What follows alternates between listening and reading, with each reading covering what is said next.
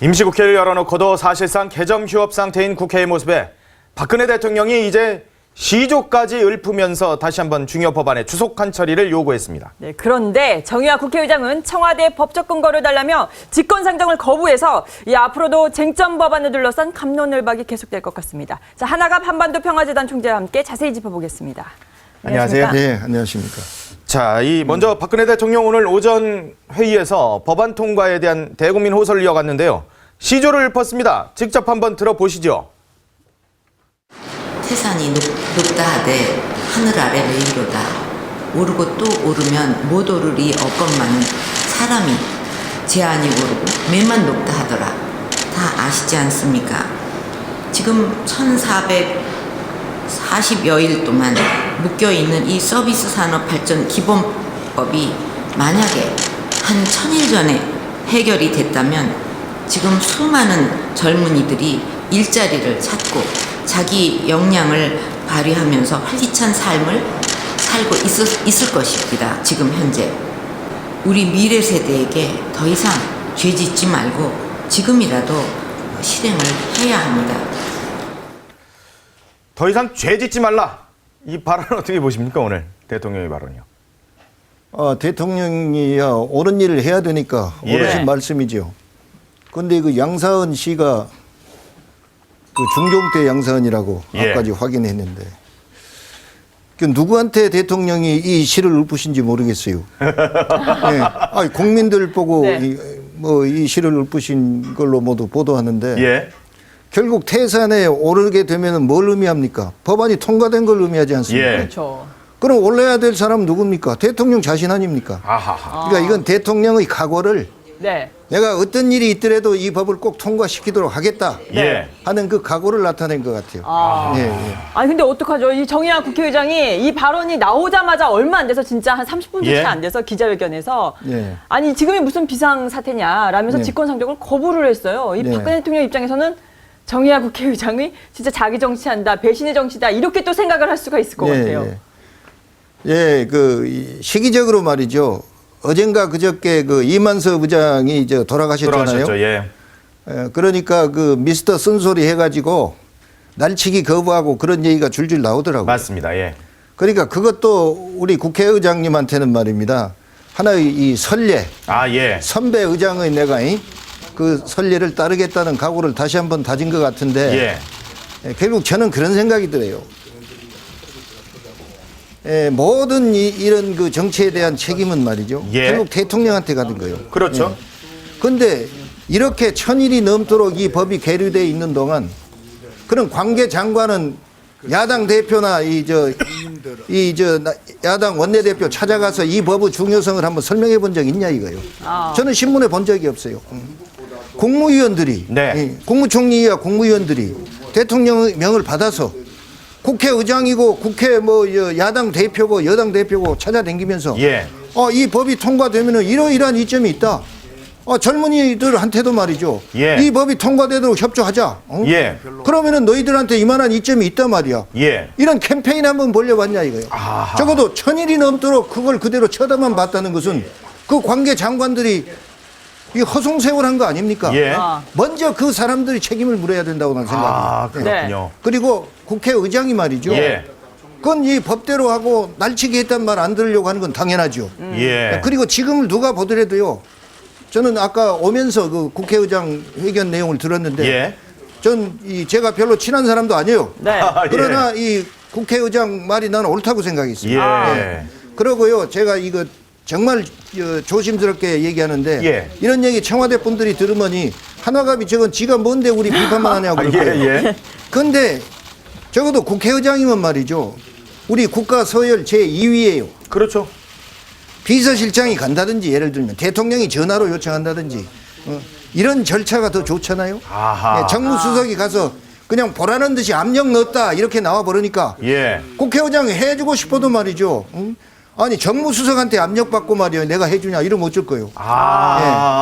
그래서 저는요 앞으로 우리 국정 운영에 있어서 모든 사람들이 다 참여할 수는 없지만 모든 사람들이 다 관심을 가지고 자기 주장에 대해서 통로를 열어줘야 된다고 난 생각합니다. 그렇군요. 아니 그래도 그렇지 저 사실 야당에서는 주요 상임위에 뭐 5개 가까이를 좀 보이콧하고 있는 상황인데다가 그런 상황에서 협조가 안 되고 있으니까 오죽하면 청와대에서 이 법안에 대해서 좀 긴급하다. 지금 당장 뭐 내일 정도에 또 미국이 금리 인상한다고 그래가지고 지금 경제가 지금 세계 경제가 난리가 아니지 않습니까? 이런 상황에서 이제는 청와대에서 요청을 했는데 자 오늘 오전에 사실 문재인 대표가 이런 말을 했어요. 이 독재를 규정을 하면서. 자, 국회의장하고 그 여당 대표를 부하처럼 다룬다. 이런 말씀을 하시니까 그거에 혹시 휘둘리셔서 이 정의화 국회의장이 본인의 그런 정치를 한 것이 아니냐. 이런 얘기도 또 나올 수도 있거든요. 저는요, 제가 특별히 그 야당 대표를 뭐 비난할 생각 없어요. 그러나 문재인 대표는 그런 말 할 자격 없습니다. 자기가 당 운영한 방식은 더 독재 아니에요. 안 그렇습니까? 더 독재라고. 그런데 우리가 이걸 알아야 됩니다. 과거에 독재하면은 뭐 유신 때나 군사정부 아래에서 물리적 힘을 가지고 압박을 가한 게 그게 독재예요. 그런데 지금 독재는 어떤 의미냐? 그 의미하고 다릅니다. 독재는 예를 들면 당의 대표가 당원들의 여론을 들어가지고 당원들이 원하는 방향으로 당을 운영하는 것. 그게 민주정당이요. 그런데 그걸 무시하고 당 대표의 생각대로 끌고 가려고 하는 거. 이것이 독재인 거예요. 그러면 이 행정부 수반이 대통령인데 대통령이 국민의 여론이 어쩌냐? 또는 여당은 어떻게 생각하냐? 야당은 어떻게 생각하냐? 해가지고 어느 것이 국민을 위한 길이냐? 이렇게 수렴해가지고 끌고 가는 것이 아니라 대통령이 생각해서 이거 옳은 길이다. 아마 이렇게 가야 한다. 이렇게 가라. 이게 독재인 거예요. 안 그렇습니까? 그렇기 때문에 야당 대표도 더 이상 독재를 하고 있고 뭐 대통령 보고 대통령 변호하려고 한 얘기 나왔는데 소통해야 된다는데 야당 대표는 소통했단 말 들어본 적 있습니까? 더 소통이 안 돼. 그러니까 자기가 한 잘못은 말입니다. 생각 못하고 이 남의 잘못이 그런 것만 지금 탓하고 있는 거예요. 그리고 우리 정치가 이만큼 수준이 낮아졌고 자라 대범하지 못하고 말이죠. 크게 가지 못하고 말이죠. 이거 우리 국민의 수준입니다. 이걸 용납한 거예요. 그건 제가 주장하는 거 여당 내년 선거에 말이죠. 절대로 19대 국회의원처럼 이 국회에서 행동하는 사람들 뽑지 마라 이거예요. 아이고 현역의원들이요. 국민이 이런 투표 혁명을 일으켜서 정치를 이 복원한다 아까 새롭게 만들 능력이 있어야 그게 선진국민이요. 그 연장선상에서 안철수 의원 탈당해서 새로 출발해라 이런 말씀을 여러 차례 하셨잖아요. 네, 내가 아마 이 신당 출연 심지어 전라도당이라도 나와야 된다. 그 말씀하셨죠. 3, 4개월 전부터 했어요. 당연히 해야죠. 그리고요. 지금 탈당한 지 며칠 안 됐는데 뭐 벌써 어제 저녁부터 내가 이 종편 봤는데 TV조선에서도 그런 말 합디다. 왜 당장 후속 조치가 없냐. 이렇게 성질이 급해요. 우리가. 아니 당장 따라 나오겠다는 의원이 3명 외에는 잘 안 보이니까 다들 이렇게 간보고 눈치 보기를 하니까 그러니까 도대체 이게 안철수 신당이 진짜 실제 만들어지는 거냐. 우리요. 어떻게 보면요. 성급한 사람도 있지만은 어떻게 보면 충청도 기질이 우리 양반 기질인 거예요. 말 안 하고 있지만 행동으로 옮길 때는 옮긴 거예요.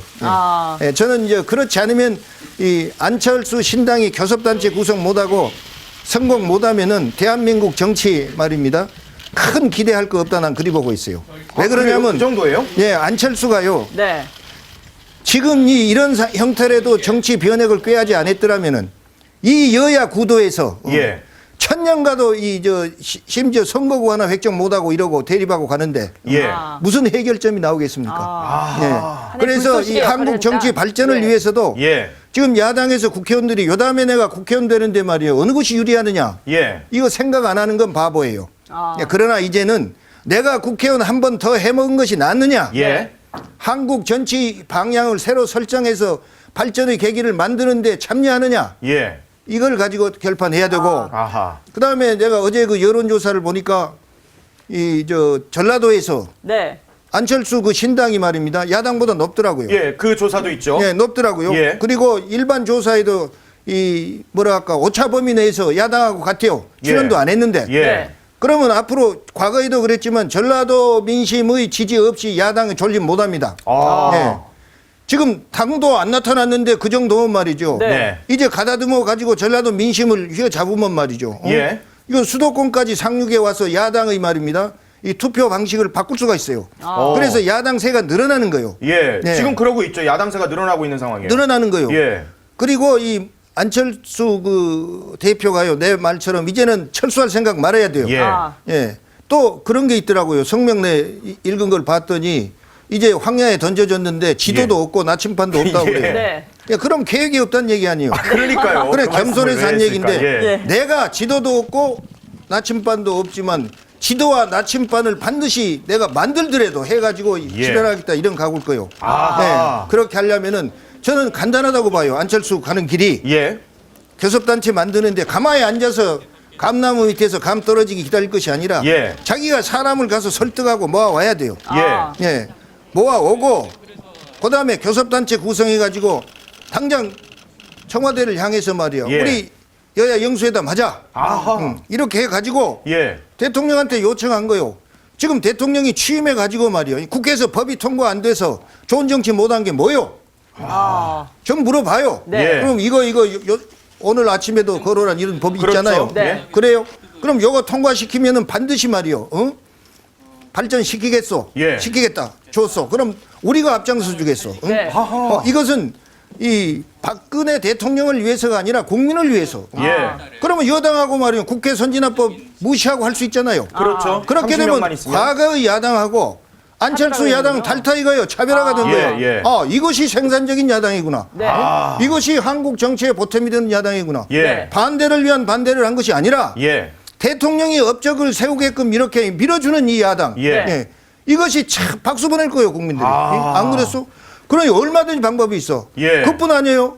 당 운영에 있어서 예. 과거에 불통이란 말 듣던 거 다 탈피해가지고 예. 참모들하고 전부 회의하고 네. 토론해가지고 그거 따라간 거예요. 그러면 소통이 되는 민주적인 당 운영이 되잖아요. 아. 예. 또 이 공천 과정에 있어서 네. 무슨 뭐 20% 뭐 이 컷오프 컷오프. 한다.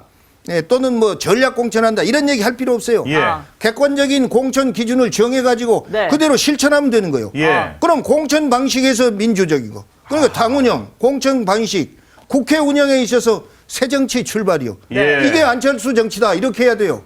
그래 안철수 처음으로 네. 지금 좋은 기회를 잡았다고 난 생각해요.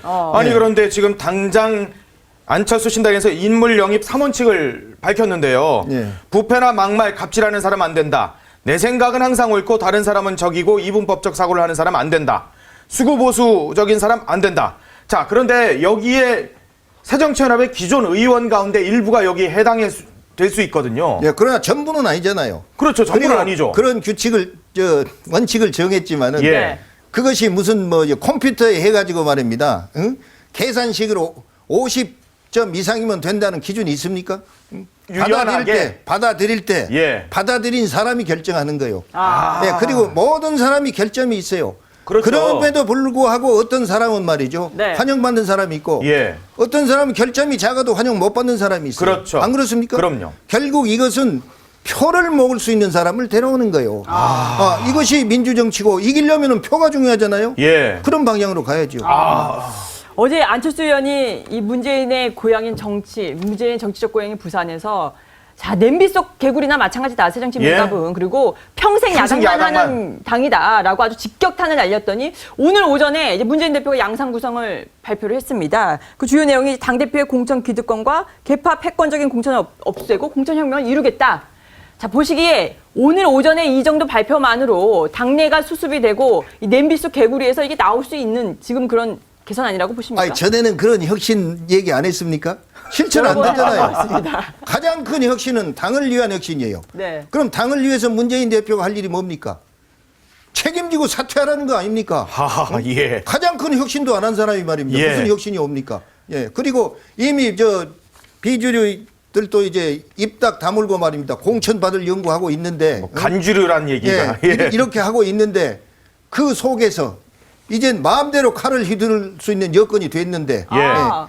거기서 네. 내가 겉으로 과거처럼 그런 얘기 많이 했잖아요. 기득권 다 내려놓겠다고 해놓고 내 기득권 거머쥐고. 예. 네. 그러니까 이 콩으로 매주를 쓴다고 해도 그거 못 믿는 거예요. 예. 아니 근데 이 세가 중요하잖아요. 예. 그런데 당장 최측근이었던 송호창 의원 그리고 윤장현 광주시장 예. 정말 안철수 의원이 얼마나 공천을 주기 위해서 열심히 했던 분입니까? 윤장현 시장 같은 경우. 예. 그런데 두 분 다 잔류하시겠대요. 그런데 이거 있습니다. 보세요. 예. 그럴 수 있죠. 그리고 광주시장은 2년 후에 시장 선거예요. 예. 안 그렇습니까? 예, 그런 거 있고 예를 들면은 과거에 김대중, 김영삼, 김종필 예. 이 세 분이 당을 하실 때는요. 예. 빨리 결정해야 공천이 빠를 수 있어요. 응? 그러니까 오지 말라고 하고 싶은데 지가 온다고 온 사람도 있는 거예요. 예. 근데 지금 그런 시대가 아니에요. 그렇죠. 지금은. 예. 그리고 지금 공천 약속 받고 말입니다. 예. 지지 선언하고 그런 때가 아니에요. 그렇죠. 예. 그렇기 때문에 지금 당장 뭐 2, 3일 사이에 안 온다고 이제 안철수가 외롭구나 뭐 이런 생각할 필요 없어요. 아. 예. 결국 뚜벅뚜벅. 머뭇거리다가 아까도 얘기했지만은 네. 내가 국회의원 한 번 더 해먹기 위해서 정치 더 하느냐? 예. 네. 응? 내가 한국 정치 방향을 바로 잡고 새 정치 출발에 기여하기 위해서 국회의원 한 번 더 하려고 하느냐? 예. 네. 이걸 결정해야 될 거예요. 그리고 예. 머뭇거린 사람은요. 예. 지역구에서도 유권자들 바보 같지만 다 알아요. 그래요? 다 알아요. 금방 알 것이다. 네. 그런데 지금 이렇게 이른바 최측근 인사들도 새정치연합에 잔류하기로 했고 그 와중에 또 문재인 대표 측에서는 안철수 의원의 최측근 인사를 아예 영입을 하겠다라고 더 공세를 강화하고 있거든요. 이런 네. 마당에 뭐 시골의사 박경철 씨나 이런 사람을 새정치연합 문재인 대표가 영입했다. 네. 이런 안철수 의원 입장에서는 헐 뭐지? 이렇게 될 것 같은데요. 그것은요. 문재인 그 대표의 능력이죠. 또 그걸 나쁘다고 할 수 없는 거예요. 아유, 그렇죠. 나쁘다고 하는 할수 얘기는 없는 아니죠. 거예요. 예, 예. 그렇지만은 결국 이 금년도 말입니다. 오늘이 네. 16일입니까? 예. 15일 남았잖아요. 예. 네. 하루 이틀 사이에 변화 없다고 재촉한데 15일이면 그 7배요. 어떤 변화가 올지 모르는 것이고 더구나 내년이면 선거의 해인데 예. 네. 그거 좀 두고 볼 필요가 있다. 그리고 제가요. 안철수 의원을 두둔한 것이 아니라 예. 한국 야당의 변화, 예. 한국 정치의 전체적인 틀의 변화 예. 네. 이것을 위해서 제가 이런 이 욕먹을 줄 알면서도 안철수에 대해서 이 격려 발언을 하고 있는 거예요. 네. 사실 이 박원순 시장의 그 입장이 어떻게 표명이 될까도 관심인데 그거보다도 지금 이제 서울시 관련해 가지고 정책이 사실 논란이 되는 게 좀 많이 있습니다. 네. 그중에 하나는 광화문 광장에 태극기 걸자. 네. 이거 하나를 가지고 이제 서울시가 불가 통보를 했어요. 예. 그랬더니 한쪽에서는 이제는 세월호 천막은 칠 자리는 있고 태극기 개항할 자리는 없느냐. 예. 그리고 이제 태극기 거는 게 시대에 역행한다 이런 얘기까지 나오고 있는데 이게 진짜 역행하는 거 맞습니까? 그럼 다른 나라에서 근데 이걸 워싱턴이나 알아야 돼요. 유럽에서 거는 건 또 어떻게 봐야 됩니까? 제가 국기 생각나니까 예. 유신 때 우리 개항식 하강식 했잖아요. 그럼요. 예, 예. 오후 5시에. 제가 이제 긴급조치 위반으로 저녁 6시나 검찰에 갔는데 예. 예, 담당 검사가 박철원 검사예요. 예. 박철원 검사인데 6시 되니까 거기 일본 사람이 한 사람 같이 왔더라고요. 외사과잉. 예. 국기 이 하강식을 한다 이거요. 예. 그러니까 벌떡 일어난 거예요 검사가. 그러니까 그래 놓고 일본 사람한테 예. 아니 당신네 나라에서는 이거 안 하냐 그러더라고. 네. 그러니까 일본 사람이 뭐라고 하냐면 옛날 이 대동아 전쟁 때 그거 했는데 요새는 우리는 민주국가니까 안 한다고 이런 거예요. 예. 그러니까 박철원 검사가 질문해가지고 한 대 네. 맞은 거예요. 그런데 이걸 또 알아야 돼요. 어떤 거요? 선진국일수록요 예. 국기를 중시합니다. 예. 왜냐하면 그 국기는 그 국가의 상징이고 그럼요. 국민의 열을 한데 모을 수 있는 중심점이요. 그렇죠. 고심점이요. 예. 그래서 국기를 사랑하고 불태우면 안 된다고 그런 것이지. 예. 국가에 대한 존엄을 생각한 거예요. 예. 그리고 우리가 서울 시내에서 세종로가 제일 넓은 거리 아니에요. 그럼요. 네. 적어도 국기를 개항하려면 거기다 개항하는 것이 옳지. 예. 그래서 저는 그 개항해야 된다고 생각해요. 아. 예. 개항해야 된다고. 그리고 국제 경기를 할 때 말이죠. 예. 하다못해 권투 시합을 할 때도 말입니다. 예. 같이 국기에 대한 양쪽 다 국가 격리하잖아요. 그럼요. 네. 그럼요. 올림픽에서는 말할 것도 없고. 그럼요. 예. 그렇군요. 알겠습니다. 지금까지 한화갑 한반도 평화재단 총재와 함께했습니다. 고맙습니다. 감사합니다. 예.